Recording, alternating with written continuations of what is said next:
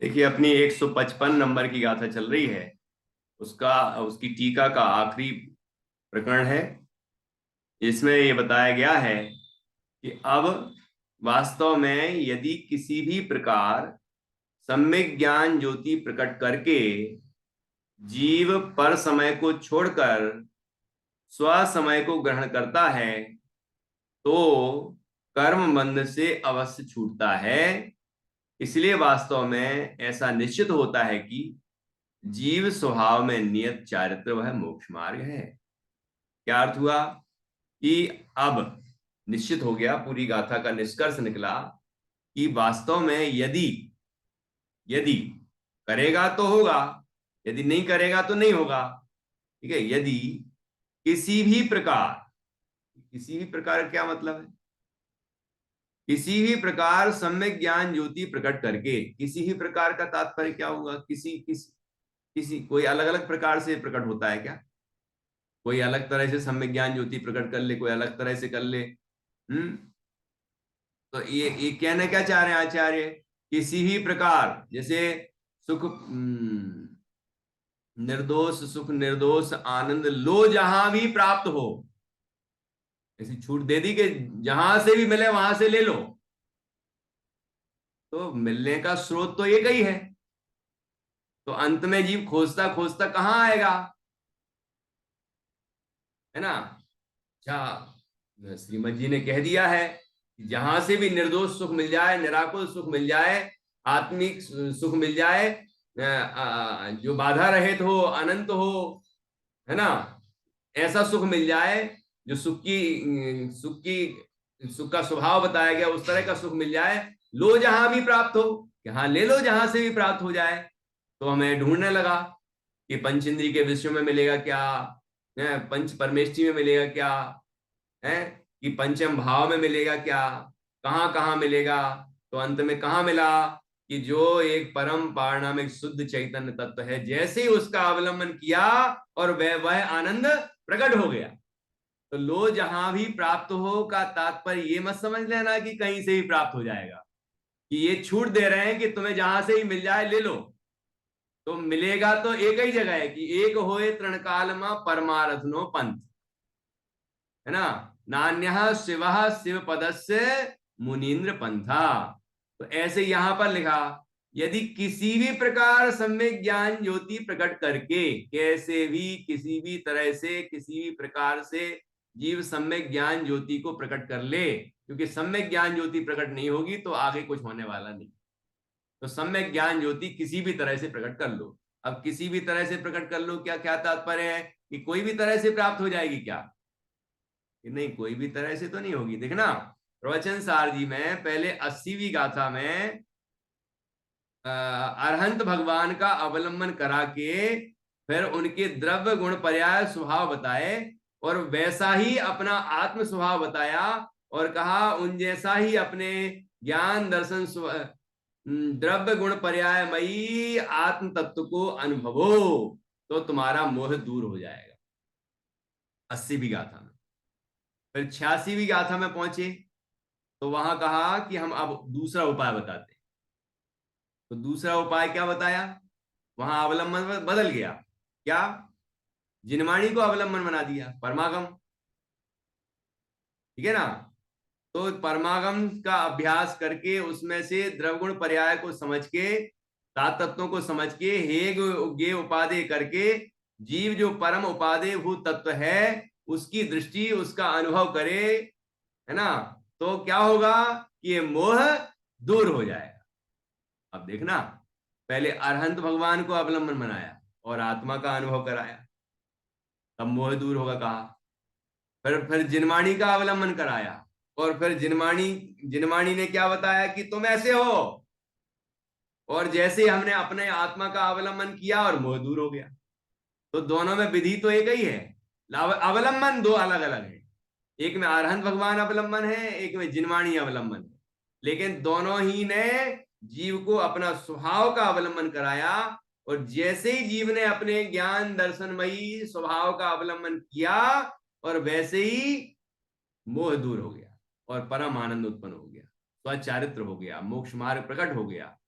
ठीक है ना? ऐसे यहां भी समझ लो, किसी भी प्रकार, मतलब कोई भी अवलंबन मिल जाए, क्योंकि वहां तो एक ही प्रकार है, एक शुद्ध चैतन्य का ही श्रद्धान ज्ञान और उसमें लीनता होनी है, कोई अलग तरीके से तो होना नहीं कुछ, है ना। तो यदि किसी भी प्रकार सम्यक ज्ञान ज्योति प्रकट करके, तो ज्योति अंदर में कैसी ज्योति, दीपक जैसी लौ जलेगी क्या वहां पर? डॉक्टर निधि जी, अंदर में दीपक की लौ जलेगी क्या ऐसी कि वो प्रकट हो गई अब? कि नहीं, वो तो ज्योति कहा तो ऐसा कोई ज्योति जब मत जला लेना, उसकी कल्पना मत कर लेना। ये सम्यक ज्ञान को ज्योति के समान कहा है, उपमा दी है ना। इसका तात्पर्य है, जिस तरह ज्योति स्वयं प्रकाशित होकर दूसरों को प्रकाशित करती है, ऐसे सम्यक ज्ञान स्वयं प्रकाशित होता हुआ, स्वयं को जानता हुआ अन्य को भी जानता है। इसलिए सम्यक ज्ञान ज्योति का प्रकट करके जीव पर समय को छोड़कर, मतलब परलक्षी वृत्ति, जो मोहिनी कर्म के अनुसरण करने वाली परिणति प्रकट हो रही थी, जिससे मोह राग द्वेष परिणाम हो रहे थे, है ना, वह पर समय पना छोड़ दे। तो छोड़कर क्या करे? स्व समय को ग्रहण करता है। कि स्व समय को ग्रहण करता है अर्थात कि अपने शुद्ध चैतन्य स्वभावी आत्मा की में ही नियत हो जाता है, जिसकी श्रद्धा की, जिसका ज्ञान किया, है ना, उसमें ही नियत हो जाता है, अवस्थित हो जाता है, लीन हो जाता है, तो वह स्व समय है। तो उसको ही कहते हैं स्व समय को ग्रहण करता है। तो कितनी बातें कही। वास्तव में यदि किसी भी प्रकार सम्यक ज्ञान ज्योति प्रकट करके जीव पर समय को छोड़कर स्व समय को ग्रहण करता है, तो कर्म बंध से अवश्य छूटता है। क्योंकि जब कर्म बंधन तो मोह राग देश के कारण हो रहे थे, और मोह राग देश उत्पन्न होना बंद हो गए, तो नए कर्मों का बंधन छूट गया, और जो मोह राग देश का अभाव हुआ, तो वहां शुद्ध भाव प्रकट हुआ, शुद्धोपयोग प्रकट हुआ। उस शुद्धोपयोग के बल से क्या हुआ कि पहले से जो बंधे हुए कर्म थे वो भी छूट गए, नए नहीं आ रहे, पुराने छूट गए। तो कर्म बंधन से अवश्य छूटता है। इसलिए वास्तव में ऐसा निश्चित होता है कि ये निर्णय होता है, बिल्कुल निष्कर्ष निकलता है कि जीव स्वभाव में नियत चारित्र वह मोक्ष मार्ग है। जो पिछली गाथा में भी कहा था, इस गाथा में और अच्छे तरीके से इस बात को स्पष्ट किया गया है, और निष्कर्ष ये निकला कि जीव स्वभाव में नियत है, अर्थात ज्ञान दर्शन स्वभाव में नियत है, अर्थात जो ज्ञान दर्शन स्वभावी आत्मा की श्रद्धा और ज्ञान पूर्वक उस स्वरूप में ही मग्न हो गया है, लीन हो गया है, वह चारित्र है, वह लीनता रूप चारित्र है, और वह मोक्ष मार्ग है। क्योंकि वह चारित्र सम्यक दर्शन और सम्यक ज्ञान से सहित है, और ऐसा चारित्र वह मोक्ष मार्ग है। इस तरह से यहाँ 155वीं गाथा में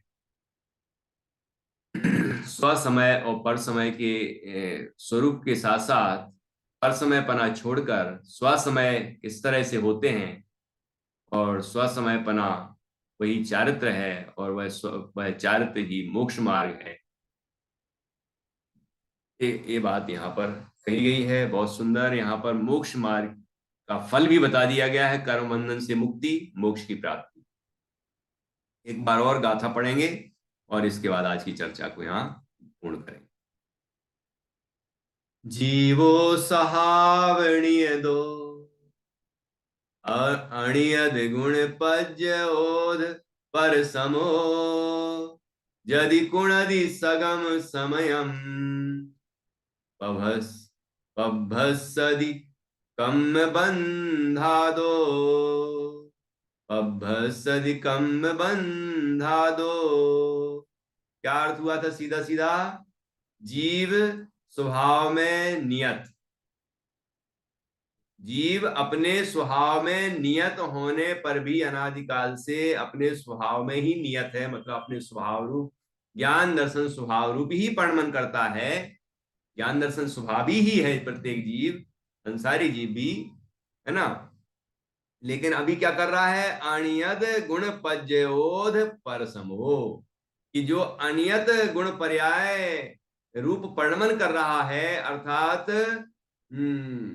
जो अनेक प्रकार के मोह राग द्वेष रूप वर्णन कर रहा है, वह जीव पर समय है।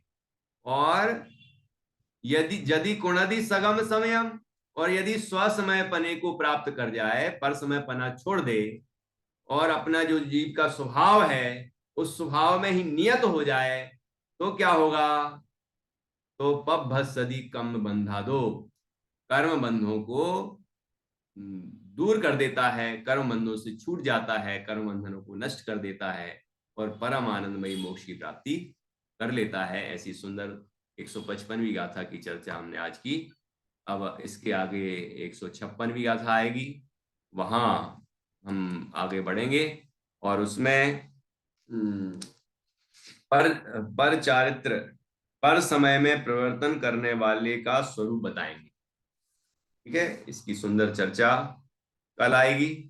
हम जब ये स्वसमय पना क्या है, पर समय पना क्या है, और किस तरह से हमसे भूल हो रही है, क्यों हम संसार में घूम रहे हैं, और कैसे संसार से पार हों, जब इन बातों को अच्छी तरह से समझेंगे, और जिससे हम भ्रमण कर रहे हैं वह कारण छोड़ेंगे, और जिससे हम संसार सागर से पार हों वह उपाय करेंगे, तो निश्चित रूप से हम भी मोक्ष मार्ग को प्राप्त करते हुए मोक्ष की प्राप्ति करेंगे और परम आनंद को प्राप्त।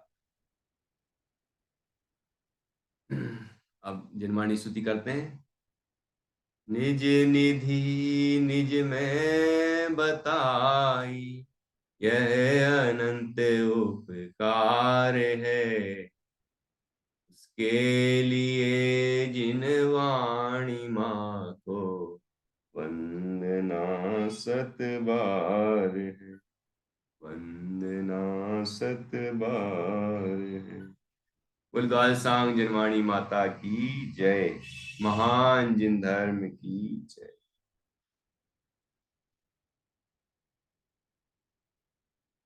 नोवार नमोकार।